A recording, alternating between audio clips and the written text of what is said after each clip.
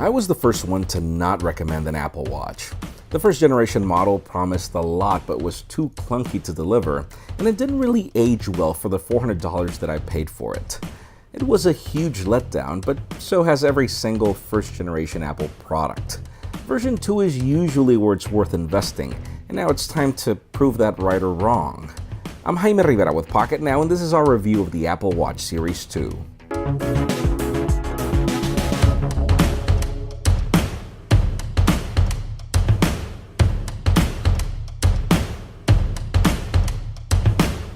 So let me begin by saying the most important fact about the Apple Watch Series 2.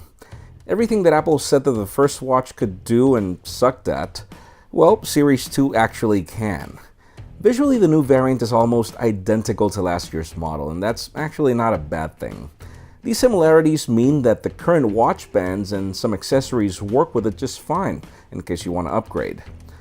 We chose to try the woven nylon band that Apple sells as a complement to the sport band during the day, but keep in mind that there are a ton of third-party solutions from Amazon that look just as great and work just fine on Series 2.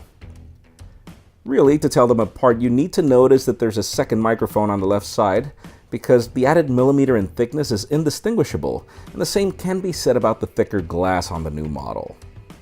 So if you're asking yourself, why should you upgrade if these watches are so much alike? Well, because everything that changed is actually important. The main complaint about the first Apple Watch is that it was too clunky.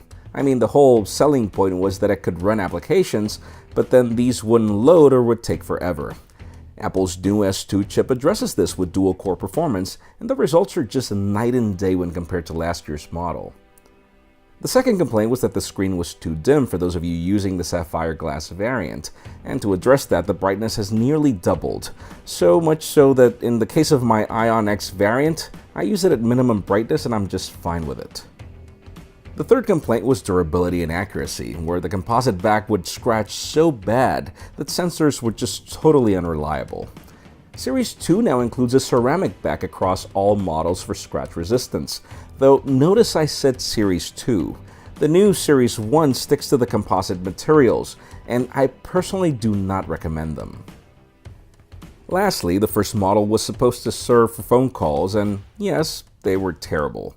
Series 2 includes a new and very impressive speaker that not only sounds well, but people on the other end of the call could not really tell that I was using the watch, and there's even a nifty new feature that clears water from the speaker through sound.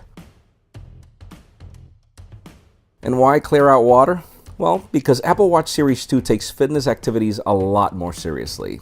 It's now water resistant up to 50 meters to support swimming, and has grown up to include GPS tracking for outdoor activities. In my testing running outdoors, I've noticed that the watch takes around half a mile for the GPS to catch up with my phone comparisons, but after that, it's extremely accurate. Still, you don't really need to bring a phone now that you have a GPS. Just use the built-in 6 GB of storage to sync your music, and pair your favorite Bluetooth headphones and leave the extra smartphone bulk behind. The battery will last around 5 hours of GPS tracking, which matches your typical Garmin. But for everything else, I'm really impressed with battery life. With a standard hour to 2 hours of fitness activities every day, I usually end with around 60 to 50% of battery life left, which makes it even convenient for sleep tracking. What I usually do is just charge it the next day when I shower, and it tops it off just fine by the time I'm done. Now, for those of you asking just how much I enjoy using Apple Watch Series 2 for everything else, my response is a little mixed. watchOS 3 plays a major role in me liking it a little more. The new dock feature on the side button is really convenient for multitasking and making more sense than the contacts being there in the past. I also love that you can switch your watch face with a simple slide to the left or right. But I won't lie, there are other features like, for example, the digital crown that I rarely use, though it doesn't mean that it's not nice to have them around. And then there are the little things that I loved about the first model, like the ability to very accurately detect when I raise my wrist or when I put my wrist down, and how it automatically locks itself the moment you take it off, and you can unlock it with Touch ID as well, something really cool.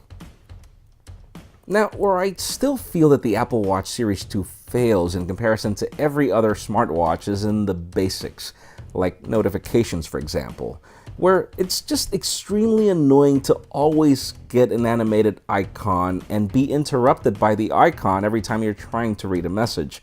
I feel that Apple really needs to redo the whole concept of how notifications work. And as for applications, I have to admit that I rarely use them. Sure, they launch faster, but the experience is still too cramped for me to prefer using this than to pull the phone out. About the only exceptions are when I use Siri for Apple Maps for walking directions in the city, and controlling HomeKit from the watch, and also keeping up with my daily activities. Maybe your usage scenario changes, but at least for me, this smartwatch is really not for the apps, and again, notifications really need to go back to the drawing board. And I guess this specific argument is the perfect way to conclude. Fact of the matter is, you don't really need an Apple Watch, or even a smartwatch for that matter. But we do have to be fair and clarify that there are certain things that the watch will do better than your phone. A smartphone was simply not designed to track your fitness activities, even if some companies try. I even find the inclusion of a heart rate sensor on certain smartphones to be a gimmick. You really need permanent tracking for this to be done right. But then again, there are also less expensive fitness trackers that can do this if you don't want to pay so much for the Apple Watch. Probably the main selling point for the Apple Watch is just how well it works in just about everything. Swap a band to go to the gym, swap another to go to work, have all those statistics combined in one place, and have these on a watch that can do far more than just fitness. If you're upgrading, I highly suggest that you sell your old Apple Watch on eBay and get this one. As I said at the beginning, the Apple Watch Series 2 is finally what Apple promised that the first one should have always been. But it's not necessarily the only smartwatch that works with an iPhone. Folks, just like this, we've got more reviews in the pipeline, so make sure you follow us on social media and hit that subscribe button down below for more videos like this one. You can also catch our videos on Vessel, vessel.com/pocketnow, and follow me on Twitter, Jaime_Rivera, on Instagram at Jaime Rivera. Please give this video a thumbs up if you like what you saw. I am Jaime Rivera. Thank you very much for watching. We'll see you on the next one.